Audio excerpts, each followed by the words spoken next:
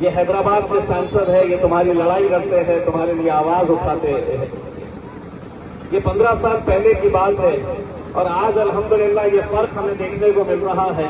हम किसी भी गांव में चले जाए, छोटे से छोटे तबके में चले जाए, किसी भी गली में चले जाए, कितना भी बुजुर्ग शख्स हो या हमारी माएं और बहनें हो या छोटा बच्चा क्यों ना हो, ये हमें देखते हैं और कहते हैं कि ये पतंग छाप वाले हैं या ओवैसी की पार्टी वाले हैं। ये बदलाव अल्हम्दुलिल्लाह इन 15 सालों के अंदर हमें देखने को मिला और यकीनन आज जो कुछ भी तरक्की यहाँ पर दिख रही है ये किसी हुकूमत की वजह से नहीं है। मैंने पार्लियामेंट के अंदर वैसे तो बिहार से बहुत सारे सांसद चुनकर लाते हैं, लेकिन सबसे ज्यादा अगर सीमांचल के बारे में किसी ने आवाज उठाई तो वो मेरे शायद बैरिस्टर असदुद्दीन अवैसी साहब हैं। आप लोग अच्छी तरह से जानते हैं कि किस तरह से अब बिहार के चुनाव के अंदर तमाम साजिशें रची जा रही हैं और इस घटिया लेवल के ऊपर राजनीति हो रही है। असदुद्दीन अवैसी साहब ने कहा था कि महज हमें 6 सीटें दे दो, हम भारतीय जनता पार्टी को दोबारा बिहार के अंदर हुकूमत नहीं देना चाहते हैं। लेकिन लालू प्रसाद और उनके बेटे तेजस्वी और कांग्रेस ने ये कहा कि मजलिस का चाहने वाला यहाँ पर कोई है नहीं, मजलिस की कोई वजूद नहीं है, मजलिस की कोई ताकत नहीं है यहाँ पर। तुम 6 मांग रहे हैं, हम तुम्हें 1 भी नहीं दे सकते हैं।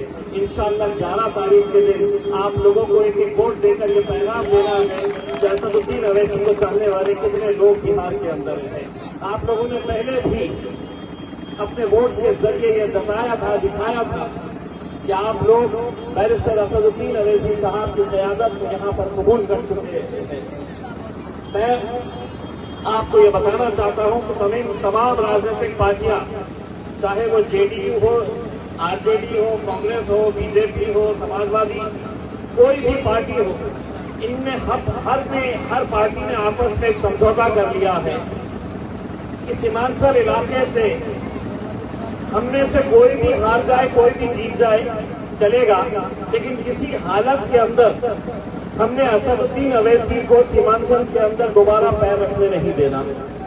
इनकी ऐसी साजिशें चल रही है कि मजलिस को यहाँ पर नाकामयाब करो, क्योंकि उन्हें पूरा यकीन है कि अगर सीमांचल के अंदर असदुद्दीन अवैसी साहब अच्छी खासी सीटें लेकर आते हैं तो 5 साल के बाद जब चुनाव होंगे तो हिंदुस्तान में सबसे ज्यादा मजलिस की सीटें अगर कहीं चुनकर आएगी तो वो बिहार के अंदर आएगी।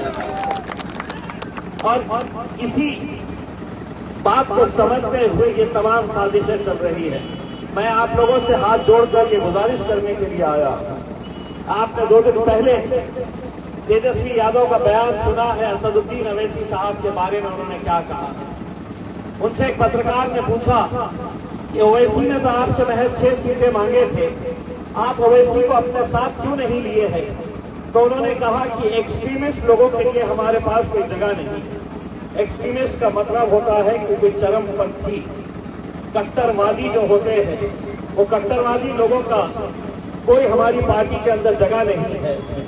अगर मुसलमानों के लिए, दलितों के लिए, पिछड़ों के लिए, मजलूमों के लिए, हमारी मां और बहनों के लिए अगर आवाज उठाना अगर कट्टरपंथी है तो तेजस्वी यादव, हाँ हम कट्टरपंथी है। तुमने हमारे साथ नाइंसाफी किए, तुमने हमारी आवाज नहीं उठाए, तुमने हमारी बस्तियों के अंदर कोई विकास नहीं किया। आज भी हमारे बच्चे हजारों की तादाद के अंदर हिंदुस्तान के बड़े बड़े शहरों के अंदर जाते हैं महज 2 वक्त की रोटी कमाने के लिए। कोई मां नहीं चाहती है अपने बच्चे को इस तरीके से दूर किसी शहर के अंदर छोड़कर आए, कितना ही गरीब क्यों ना हो। लेकिन मजबूरी ऐसी हो गई है कि ना यहाँ पर तालीम के लिए कोई स्कूल कॉलेजेस खोले गए हैं, न नौकरियों के लिए कोई इंडस्ट्री यहाँ पर मिलती है। क्या करेगा नौजवान? तो मुंबई में जाता है, पूना बेंगलोर में जाता है, बड़े बड़े शहरों के अंदर जाकर वहां पर काम करता है। लेकिन पूरे हिंदुस्तान को आज ये बात पता चल गई है, अगर बिहारी नौजवान अगर मुंबई से बाहर हो गया तो मुंबई ठप हो जाएगी, मुंबई चल नहीं सकेगी। ये ताकत आप लोगों ने अपनी मेहनत के जरिए तैयार की है, पैदा की है। बस आप लोगों से यही इंतजार है कि 11 तारीख के दिन अपने तमाम बड़े बड़े लोग आएंगे, बड़ी बड़ी सियासी पार्टियों के पास बेहिसाब दौलत, हराम की दौलत होती है। वो लोग आएंगे, यहाँ पर आपको बांटने बिखेरने का काम करेंगे, कुछ को खरीदने की कोशिश करेंगे। मैं आप लोगों से इंतजार करना चाहूंगा।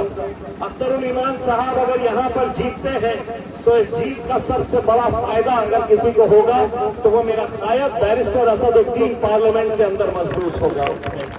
और ये लोग नहीं चाहते हैं कि अकेला जो शख्स हमको आए दिन उधेड़ के रखता है ये दोबारा वहां पर उसकी आवाज देते। मैं तो इंतजार कर रहा हूं कि 11 तारीख के दिन नौजवान बच्चों जाओ पोलिंग बूथ के ऊपर जाकर 5 नंबर का बटन है उस बटन के ऊपर मोहर लगाओ और इंशाल्लाह हमें भी मौका दो कि 14 तारीख के दिन जब बिहार के सीमांचल के अमौर इलाके के अंदर आप लोग जश्न मनाएंगे तो इंशाल्लाह औरंगाबाद में इम्तियाज जलील में भी जश्न मनाना चाहिए। महाराष्ट्र के साथ हिंदुस्तान के अंदर हर वो शहर के अंदर जश्न मनाना चाहिए क्योंकि ये जीत अख्तरुल ईमान की नहीं रहेगी। ये जीत मुसलमानों के उस अज़म की रहेगी जो पिछले 76 सालों तक सिर्फ एक रबर स्टैंप की तरह इस्तेमाल किया जा रहा है। हर 5 साल के बाद वो आते हैं, वो आपको कहते हैं कि हमें वोट दो। कभी जेडीयू आता है, कभी कांग्रेस आते हैं, कभी आरजेडी आती है। 5 साल के बाद आते हैं, आपको सपने दिखाते हैं, ख्वाब दिखाते हैं और चले जाते हैं। इन 76 सालों के अंदर क्या हो रहा था कि शादी हो रही थी, घोड़ी सज रही थी और दूल्हा बनकर कभी नीतीश कुमार आता था, कभी राहुल गांधी आता था, कभी तेजस्वी आता था। अब असदुद्दीन अवैसी साहब ने साफ कर दिया है कि शादी होगी जरूर, घोड़ी होगी जरूर, लेकिन दूल्हे हम बनने वाले हैं।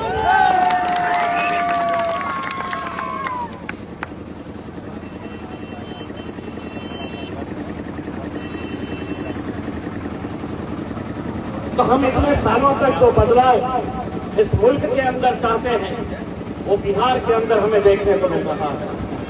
दोस्तों, आज मुल्क के अंदर सबसे ज्यादा नुकसान अगर किसी ने कुछ किया है तो भारतीय जनता पार्टी के नरेंद्र मोदी ने किया है। आप लोग देख रहे हैं इस मुल्क के अंदर मुसलमानों के ताल्लुक से क्या हालात पैदा किए जा चुके हैं। हमारी मस्जिदों को गिराया जा रहा है और हम खामोश बैठे हुए हैं। हमारी दरगाहों को साफ कर दिया जा रहा है, हम खामोश बैठे हुए थे। हमारी बच्चियों से कहा जा रहा है कि तुम हिजाब नहीं पहन सकती, तुम बुर्का पहन के हिजाब पहनकर कॉलेज नहीं जा सकती है। बुलडोजर के जरिए हमारे घरों को हर रोज गिराया जा रहा है, हर रोज हमारे मजहब के ऊपर गालियां दी जा रही है और हद तो ये हो गई है जिसकी वजह से हमारा वजूद, हमारी पहचान, हमारी शिनाख्त है, जिसके लिए हमारी जान कुर्बान है, हमारे नबी करीम सल्लल्लाहु अलैहि वसल्लम के खिलाफ भी गुस्ताखी होती है और सारा मुल्क खामोश है। लेकिन वो खामोश रह सकते हैं, हम ऐसी 50 कुर्सियों को ठोकर मारते हैं। हम गुस्ताख रसूल को कभी बर्दाश्त नहीं करेंगे इस मुल्क के अंदर।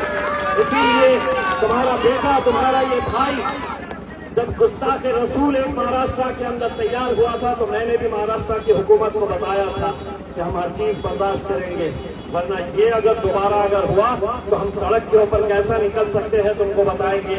यकीनन आप लोगों ने यूट्यूब के ऊपर देखा होगा कि हिंदुस्तान में ही पूरी दुनिया ने उसकी दखल ली थी कि मुसलमान सड़कों पे आया है अपने नबी की मोहब्बत में।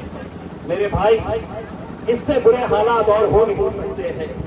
अगर बेहतरी लाना है तो हमारे तमाम इख्तिलाफ को भूलना है।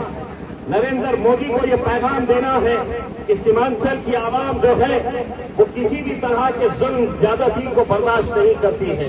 तुम्हें तेजस्वी यादव को एक पैगाम देना है कि तूने 6 सीट हमारी ठुकराया था। 11 तारीख के दिन अमौर के नौजवान कैसे छक्के मारेंगे अब देखना तूने। 14 तारीख के दिन जब नतीजे आएंगे तो कुछ तुझे समझ में आएगा। बस आप लोगों से यही अपील करने के लिए आया है। 5 नंबर का बटन है ईवीएम मशीन के ऊपर, जाना, फजर की नमाज पढ़ना, लाइन में खड़े रहना और 5 नंबर के ऊपर जाकर क्या करना।